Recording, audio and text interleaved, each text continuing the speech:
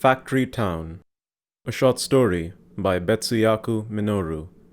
Translation by Royall Tyler. Narration by Kenneth De Silva. One day, just like that, a small factory appeared on the outskirts of the town. Its chimney began puffing out great billows of black smoke. "Goodness!" some townsfolk exclaimed when they happened by. "What's going on here?" "Looks like a factory to me, with all that smoke coming out of the chimney." "Fine, but what's it making? I wonder." So they stole up to the factory, and one man peeked in through a knothole in the fence. "What's that going thunka thunka thunka?" "Must be the machine. There's a huge black machine in there, going round and round. But what can it be making?" "Come on now, give me a look. Yes, it's the machine all right, a big one. Oh, I see some men working." "What are they like?"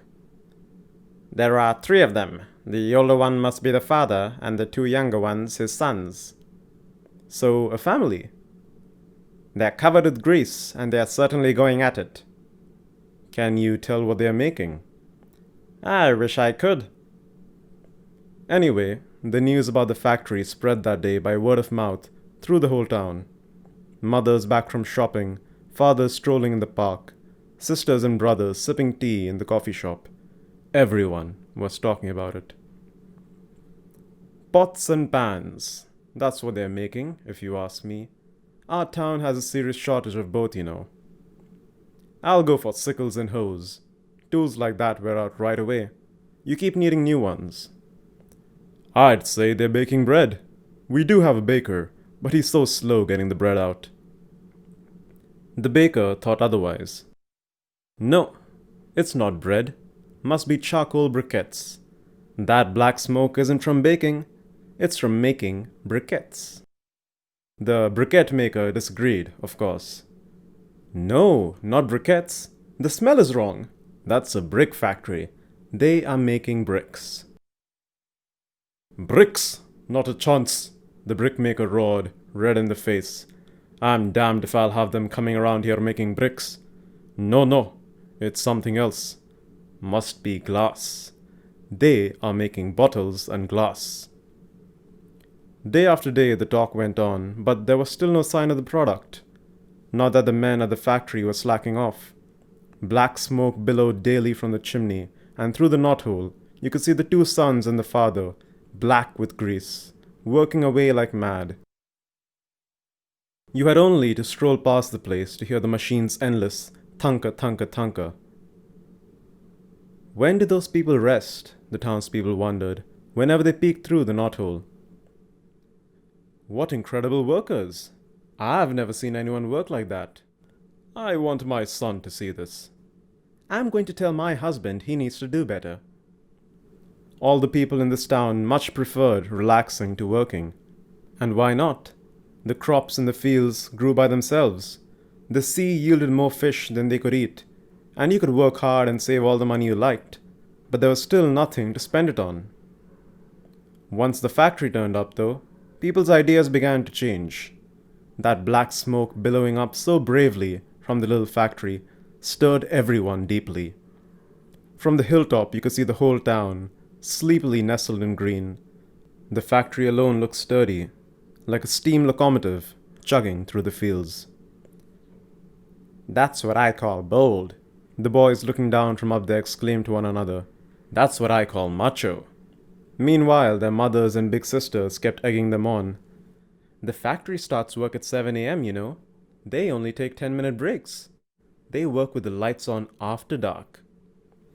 The boys pulled themselves together and tried getting up early and going to bed late. They still had no work to do, though. They could only wander around town, looking busy, and end up at the factory fence. They took turns at the knothole, sighing with envy.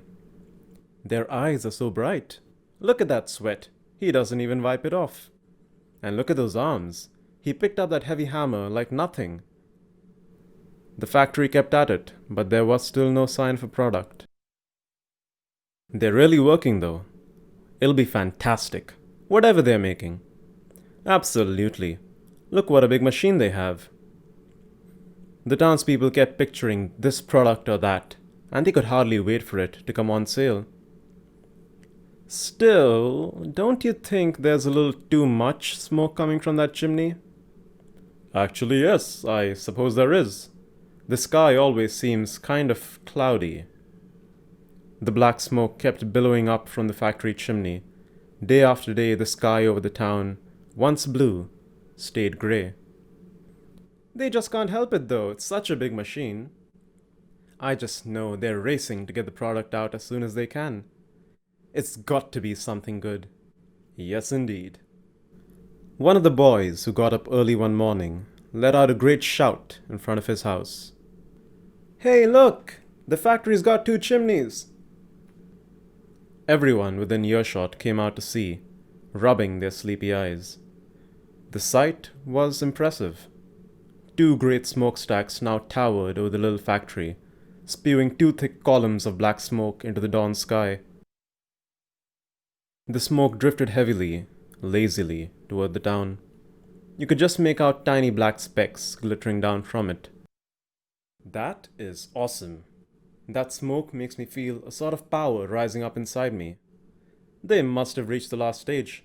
That's why they've added another stack. They know how much we look forward to what they're making, and they're rushing to get it done. What's it gonna be?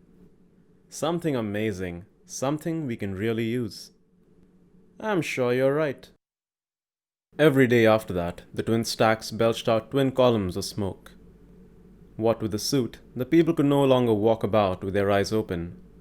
Their throats were so sore that they coughed every minute or two. Laundry hanging on the line, their clothing, even their faces turned black. Still, they put up with all of it patiently, sure that the product would be something truly special. At last one day though, they couldn't take it anymore. They went to talk things over with the mayor. We're wondering what to do. The smoke is so bad now. We hate to complain to such hard workers, but couldn't we at least get them to tell us when they'll have their product ready? And what it'll be? I see what you mean. We can hold out a little longer if they're making something really good. Alright, let's go and hear what they have to say. The mayor and the townspeople trooped out to the factory, coughing and brushing off the soot as they went. Hello, gentlemen of the factory. Out came the hard-working factory chief, his blackened face beaming. Hello, so it's you, Mr. Mayor, and everyone else too. What's up? You see, the people of the town would like to know when your product will be out. Oh, is that it? Then I have good news. It is finally ready. Really? It is? Yes, come right in. I'll show you. You will all be very pleased. Cheering, the townsfolk followed the chief inside. He and his sons welcomed them with smiles. Now, have a look at this. He pointed to a shiny little machine next to the great big one they'd seen through the knothole. Pearl-like beads were popping out one end and dropping into a hopper. The chief handed the mayor a bead. The mayor stared at it in his hand. What is this? Put it in your mouth. It's a cough drop. A cough drop. The people cheered loudly again. Just then, you see, they were coughing so much that they could hardly breathe. Yes, indeed, ladies and gentlemen, our product is cough drops. They are a little expensive, but they really work. So you have been making something wonderful. It is exactly what we need right now. I'll take one this minute. They bought the drops straight from the hands of the smiling chief and his sons and began taking them right there in the factory. Meanwhile, the mayor asked his burning question. Excuse me, Mr. Factory Chief. I understand that the little machine makes cough drops. But what does the big one make? He gestured toward the big machine that the townsfolk had seen through the knothole. It has 2 smokestacks after all. It must make something even better. Oh, that one, the chief asked, still beaming. That one doesn't make anything.